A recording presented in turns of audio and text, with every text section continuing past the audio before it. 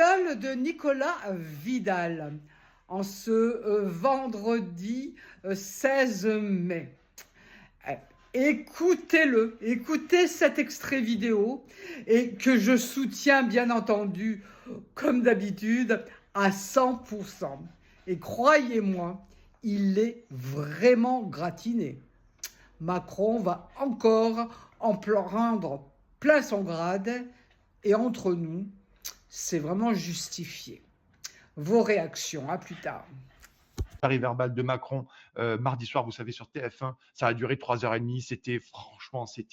C'était exaspérant, c'était déprimant, c'est agaçant même, j'ai envie de vous dire, qu'Emmanuel Macron, qui a convoqué les services de l'Élysée une grande messe pour nous dire ô combien il était bon, ô combien il avait tout décidé, ô combien il a redressé le pays. Vous allez voir. Et ce qui est intéressant, c'est que TF1 a fait un micro-trottoir et ils l'ont balancé à Macron. Je voudrais vous le faire écouter en audio. Vous allez voir, on en parle immédiatement après. Elle a ruiné la France. Si on gérait, nous, nos budgets ménages comme il gère le budget de la France, on serait depuis longtemps interdit bancaire. Est-ce que le citoyen il a été entendu depuis le Covid? Qu'est-ce qui a été amélioré, à part nous prendre du pognon? Le monde est plus dur à l'extérieur, mais je trouve que nous, on a beaucoup de chance d'être dans ce pays. On a des services publics performants, on est bien pris en charge en termes de santé. C'est un président qui ne nous voit pas, qui a du mépris. Est-ce que vous êtes optimiste pour la France? Non, pas du tout. Avec un président qui veut pratiquement nous envoyer en guerre. Et ouais, moi je suis vraiment inquiète parce que je trouve que la France se préoccupe trop des affaires qui ne nous regardent pas au lieu de se concentrer sur notre propre pays. C'est ça, il faut sauver la France aussi. Donc. Voilà, exactement ce qui s'est dit, c'est extrêmement intéressant ce qui a été dit dans ces. À part une dame qui manifestement pensait que le service public allait vraiment bien, que l'hôpital était en pleine forme, mais sinon vous avez vu la dureté. Et cet audio, cette petite séquence de micro-trottoir a été diffusée directement devant Macron, d'ailleurs, qu'il a plutôt mal pris, je peux vous l'assurer, en disant merci. Il a dit à Gilles Boulot merci pour cet accueil chaleureux. La réalité, c'est que c'est intéressant d'entendre ça parce que les Français commencent à en avoir marre. Et même si beaucoup de gens ne disent rien, vous voyez bien qu'il y a quand même des gens qui n'en peuvent absolument plus. Ils sont silencieux, certes, mais tout le monde voit bien aujourd'hui que le pays est en train d'aller au crash. Alors, c'est formidable. Alors, pendant que, notamment, je voulais faire un petit truc, pendant qu'au Festival de Cannes, l'audiovisuel public, les Babette Lemoine, les Patrick Cohen et toute la bande est en train d'aller comme ça, faire des plateaux et faire des émissions depuis le ponton du port à Cannes avec des stars, des cocktails, du champagne, que la petite jet set mondialiste qui se retrouve chaque année au Festival de Cannes. D'ailleurs, je trouve qu'à un moment donné, c'est indécent au vu de l'état de la France, mais bon, peu importe. Bien entendu, il y a des Français qui galèrent. Et puis, il y a surtout Macron qui parle. Et Macron est venu avec ses grands sacs de poules de perlimpinpin pour nous raconter absolument n'importe quoi et défendre l'indéfendable, justifier l'injustifiable. Il a répété d'ailleurs à plusieurs reprises, oui, ce sont des cracks en permanence. Bon, peu importe. Il est venu notamment avec ses petits graphiques pour nous montrer ses petits graphiques de collégiens. Il manquait plus que les cubes, les gommettes, les couleurs, les ronds, les cercles, les cerceaux, les marelles. Voilà, il nous a essayé de nous expliquer que c'était formidable et qu'il avait bien identifié les problèmes et qu'il était en train de les résoudre et qu'il allait faire ça et faire ça et faire ça. Je rappelle, ça fait quand même 8 ans que tu es au pouvoir, tout de même. Il faudrait quand même le rappeler, mais les intervenants l'ont quand même rappelé à plusieurs reprises.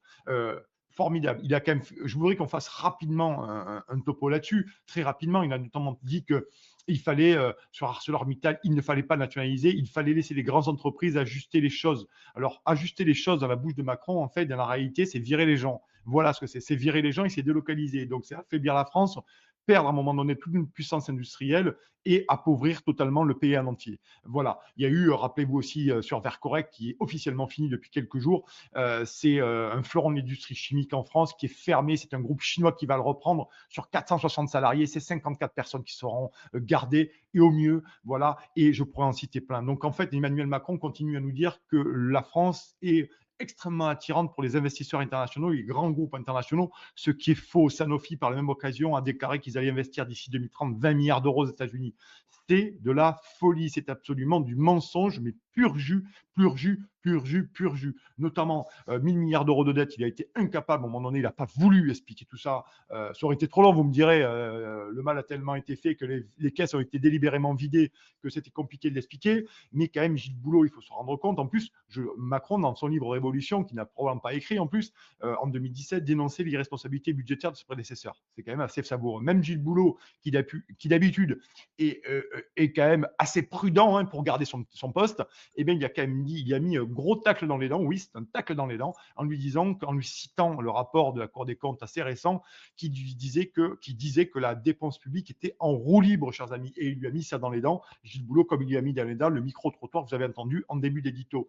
Voilà. Donc, sur tous ces sujets-là, Emmanuel Macron, il a tout bien fait. Pendant la crise Covid, il a dit que personne s'était opposé à lui au Parlement, ce qui n'est pas vrai. Je pense qu'il y a eu des milliers, des centaines de milliers de personnes qui ont manifesté contre les passes de tout genre. Il y a beaucoup de gens qui ont réagi, il y a beaucoup de gens qui ont contesté, notamment et sur d'autres. Sur la réforme des retraites, il y avait 90% des gens qui n'étaient pas d'accord. Donc, vous l'avez fait passer en sang. Il a quand même dit qu'elle avait été votée, ce qui est faux, elle est passée par 49.3. Enfin, ça a été un tissu de mensonges absolument pendant 3 heures et demie, un vrai tissu de mensonges. On a eu, je l'ai toujours dit, hein, les grands médias mainstream, les oligarques ont promis aux Français le Mozart de la finance, et bien les Français ont eu le Beethoven de la dette. Voilà ce que nous avons eu concrètement, une nouvelle fois, 3 heures. Je parle des audiences rapidement.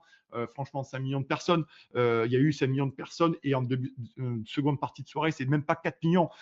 Beaucoup de comptes assez pro-Macron ont dit que c'était un succès d'audience. Non, un succès d'audience, c'est entre 15 et 20 millions pour un président de la République. Il faut quand même remettre les choses dans leur côté. Il y a beaucoup de gens qui n'ont même pas écouté Macron, et il y a beaucoup de gens qui ne savaient même pas qui parlait.